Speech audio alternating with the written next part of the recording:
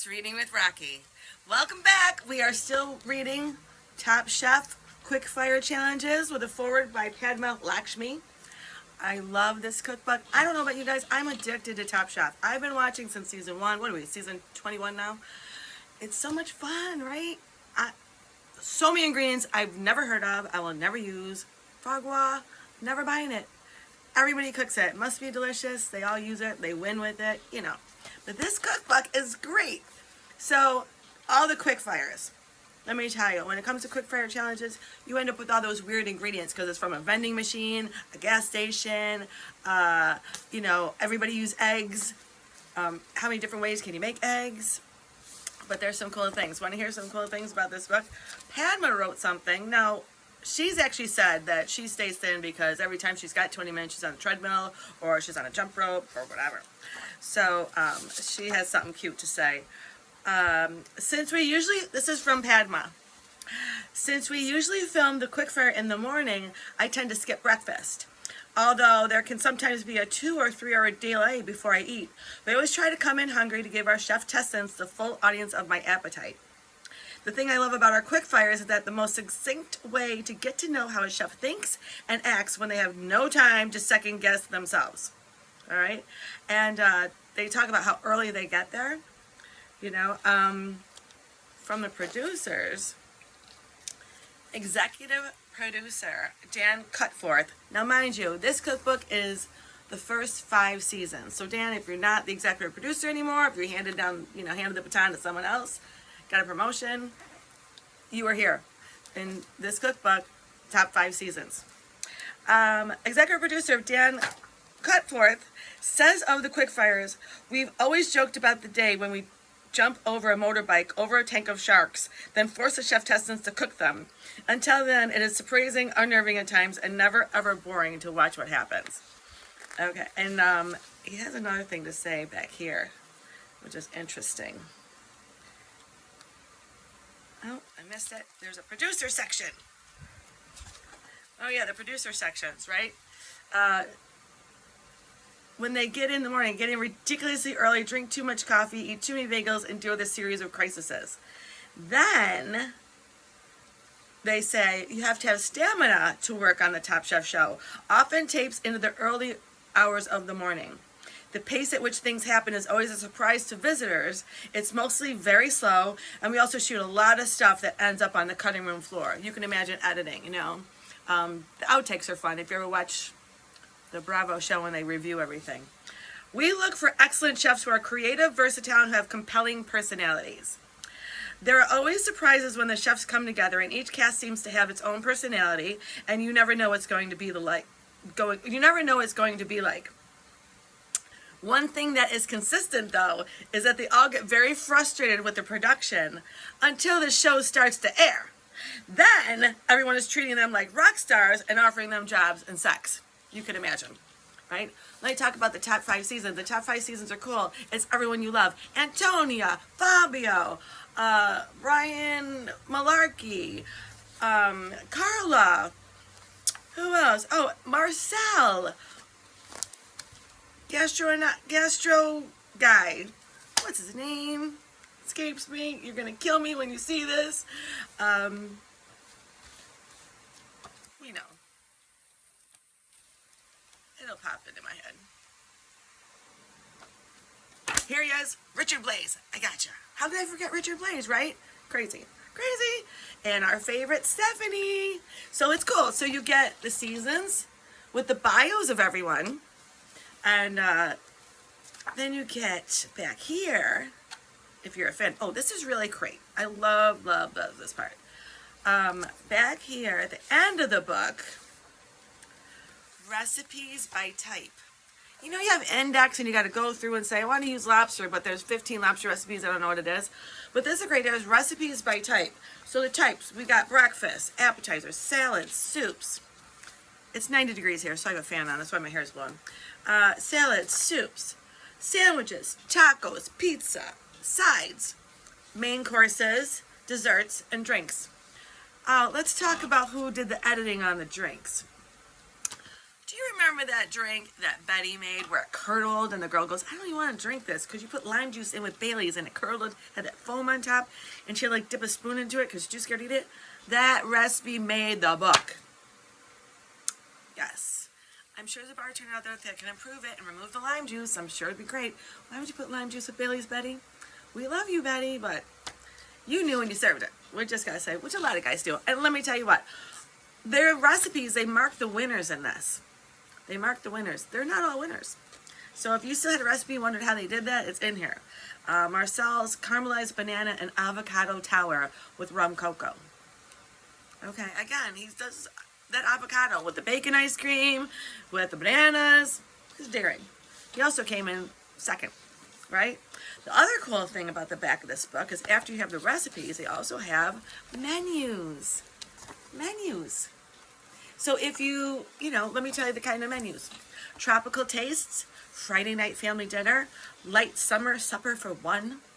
It's more than for one because it's toasted mussels. How many mussels can one person eat, right? Seafood spectacular, Sunday dinner, I heart sushi platter, recipes for that. Super Bowl munchies, elegant dinner for 6, romantic dinner for 2, breakfast in bed. Remember that one? That was a fun one. Cocktail party, finger food, Fry Daddy Fry. Who's got a Fry Daddy in the closet somewhere? Do you have one of those in the closet hiding? There's a Fry Daddy Fry with 5 recipes for you. And a vegetarian delight for all you vegetarians. So that's a cool way to look up things. This was very, very interesting. Now, how many of you watched 21 seasons of Top Chef like I have? Okay, this is very interesting because this was the first 5 seasons, right? And as I tell you this, you're going to go, uh-huh. I saw that one too. I saw that one. So, they asked the contestants, what would the chef contestants do if they had a chance to put others through the gauntlet? Like, what's the challenge that you would make up, right? Richard, season 4, says, have the chef contestants run through a hardware store and find a traditional cooking utensil. Have they done that? I think there's something similar, but I don't know. He's a gastronomy thing, so he wants to use smokers and flamethrowers, stuff like that. Have them, Hosea, season 5, have them cook something without being able to use a knife. Done that how many times now? Okay. Spike from season 4, make them go spear fishing in scuba diving gear to catch their meal. Tiffany was like, there's sharks down there because they made her and Richard and them do that. Right? Conch, I think Antonia, they had to cook conch, right? Throw the judges in there. I want to see them make an amuse-bouche from a vending machine in 10 minutes. They did show Tom Colicchio in there. They threw him in there, had him cook a dish and said, you have to cook a dish as fast as Tom did. 8 minutes and plus seconds he made it in, right? Dale from season 4 goes, have them do a live fish demo. Takes nerve to grab something alive, kill it, and then cook it. They've done that. We saw the eel, right? They did that on amateurs. Made them fish for those clams and everything, fish for everything and cook. Yeah. And this is the clincher. Jamie, season 5. And you're going to know what I'm talking about if you've been watching the current season. Why not make the chef contestants cook something in 15 minutes or less while being suspended from a rooftop of a building? They just did that. They tethered them to the top of what building in Toronto, hanging off there, and they got extra points if they actually hung off. Now, Jamie, you watched a little bit too much Transformers because she wanted the building on fire, but, the medics have enough to do, like tying up cuts, right? It's a great cookbook. Okay. What else was really neat that I wanted to show you guys? I tabbed a couple of things. I think those were the things. Dave's grape ape sandwich. Weird stuff. I don't know if... you know what's really cool? The mise en place race. When you watch that, they have that. They have how to do the mise en place. So if you really want to know how to break down a chicken, it's in here. I'm looking for it, but I can't find it right now. Oh, yeah, Betty's Christmas cocktail. But that's in this book, too. How to do the mise en place. Really great book. Let's talk about where you buy it. So it's there's 2. There's a regular Top Chef book, but this is the QuickFire one from 2009. So I looked up, where do you buy it? First of all, it's forwarded by Padma Lakshmi. The text is by Emily Miller because I couldn't really find a Author. An author. Food photographs by Antonis Achilleos. Antonis Achilleos. He can leave a message here how to say it, but he sounds cute, right? A chef testant. I like the definition of a chef testant. And there's some of you guys out there who are going to really appreciate this. The definition, it's a noun. One of the contestants appearing on Bravo's Top Chef.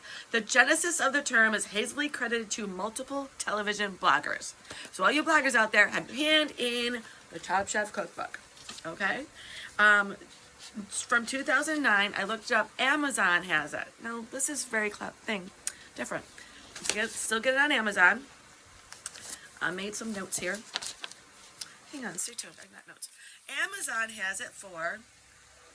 It originally sold from Chronicle Books for $29.95. It says so on the back of my book. Okay, it was a gift for Christmas. $29.95 from Chronicle Books. Let me tell you a little bit about Chronicle Books. They're out in San Fran.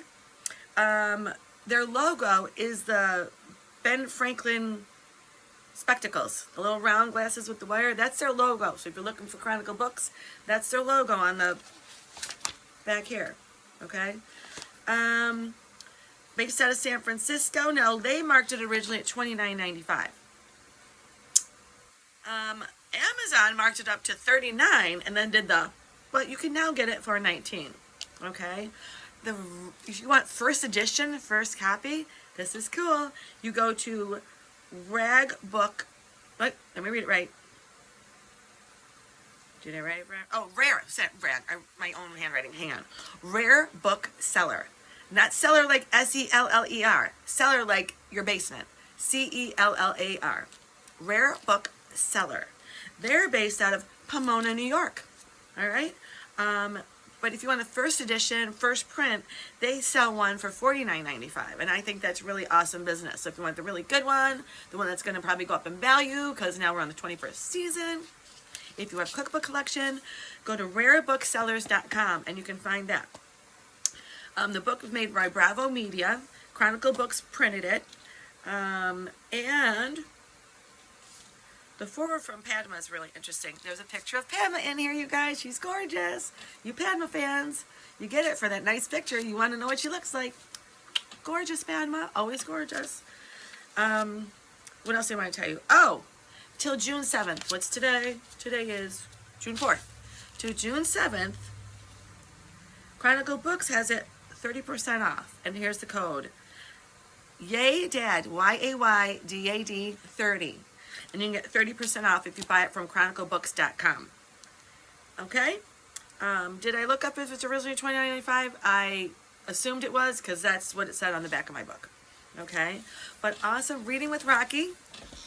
Rocky got down. She's over here. Wait, where's Rocky? Ooh.